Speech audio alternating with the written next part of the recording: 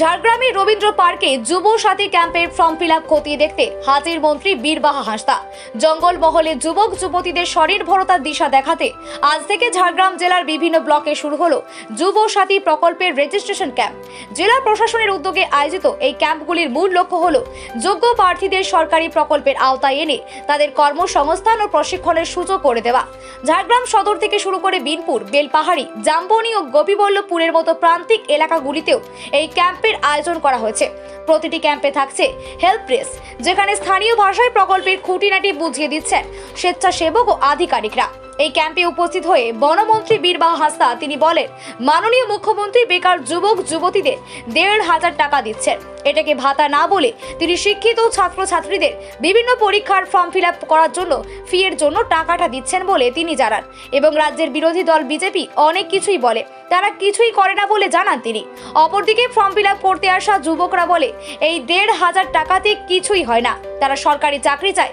এখন চাকরি তো পাচ্ছে না, যেটা পাচ্ছে সেটাতেই কাজ চালাতে হচ্ছে। লাইনে কিসের জন্য দাঁড়িয়ে আছেন? এই যুবসাথীর জন্য ফর্ম তুলব আর কি। ভাতার জন্য অ্যাপ্লাই করবেন? হ্যাঁ, তো এটাই কি খুশি আপনি? খুশি তো নেই, কিন্তু এখন যেটা পাচ্ছি আর কি। চাকরি চান না এই ভাতাতে চাকরি খুশি? তো চাই নিশ্চয়।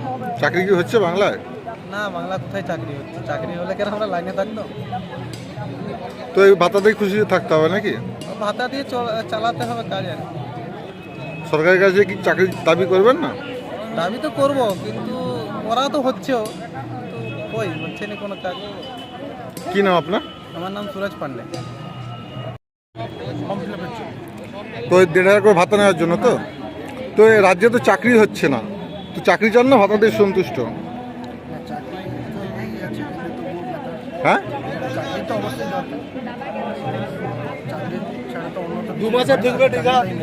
কি কোয়ালিফিকেশন আছে আপনার?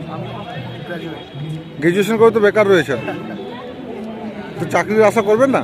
সে তো অবশ্যই, চাকরি করা তো অবশ্যই দরকার। তো ভোটের আগে কি এটা একটা রাজনৈতিক চক্রান্ত? সেটা ভাতাতে খুশি? এইরকম দিলে কি আর এ হয়? আমাদের তো চাকরি দরকার, মেন কথা। কি নাম আপনার? সব্যসাচী মুখার্জি। ভালো সারা, কারণ যে যাই বলুক আমরা তো জানি, আমরা নিজেরাও বহুদিন ফর্ম ফিল আপ করেছি, লাইনের পর লাইন দাঁড়িয়েছি, পরীক্ষা কেন্দ্রে গিয়েছি, পরীক্ষা দিতে গেছি, কিন্তু যুবক যুবতীদের যে সহায়তার যে মানে একটা প্রকল্প নিয়ে একটা মুখ্যমন্ত্রী মমতা বন্দ্যোপাধ্যায় এনেছেন, তাতে কি হবে যে অনেক ছেলে মেয়ে কী করে বিভিন্ন জায়গায় পরীক্ষা দিতে যায়, তাদের এই টাকাটায় কিন্তু খুব মানে সাহায্য হবে আর কি। তো সেই জায়গা থেকে ঝাড়গ্রামের এখনও পর্যন্ত আমি সকাল থেকে বসে আছি, এখনও পর্যন্ত ভালো রকমের ভিড় দেখছি আমি ছেলে মেয়েদের মধ্যে, এবং একটা সাহস, মেয়েরা ছেলেরা যেভাবে পরীক্ষা দিতে যাবে কিংবা ফর্ম ফিল আপ করতে গেলে যেটা বাবা মার কাছ থেকে অনেক সময় একটা বাড়তি চাপ হয়ে যায়, সেই জায়গাটা থেকে কিন্তু ছেলেমেয়েরা স্বতঃস্ফূর্তভাবে আসছে এবং তাদের মধ্যে সেই একটা আনন্দ, একটা ভালো কাজ করছে, যেটা আমি সকাল থেকে উপলব্ধি করেছি।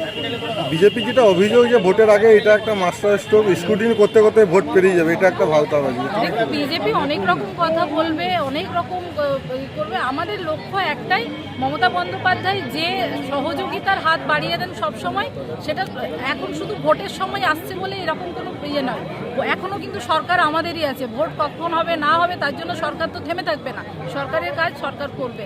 তো সেই জায়গা থেকে সরকার কাজ করছে তার মতো করে। এখানে বিজেপি বরাবরে তাদের কাজ হচ্ছে একটা কোনো না কোনো ইস্যু তুলে, যেহেতু তারা মানুষের পাশে দাঁড়ায় না, তাই একটা ইস্যু তুলবে তারা।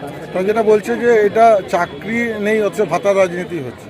দেখুন, এখানে তো ভাতা দেওয়া হচ্ছে না, আবারও বলি, ভাতা দেওয়া হচ্ছে না। যে ছেলে মেয়েগুলো ফর্ম ফিল আপ করে, দিনের পর দিন ফর্ম ফিল আপ করে, তারা সহযোগিতার জন্য একজন দিদি হিসেবে, মানবিক একজন মুখ্যমন্ত্রী দিদি হিসেবে তাদের পাশে দাঁড়াচ্ছে, এটা কিন্তু ভাবতে হবে।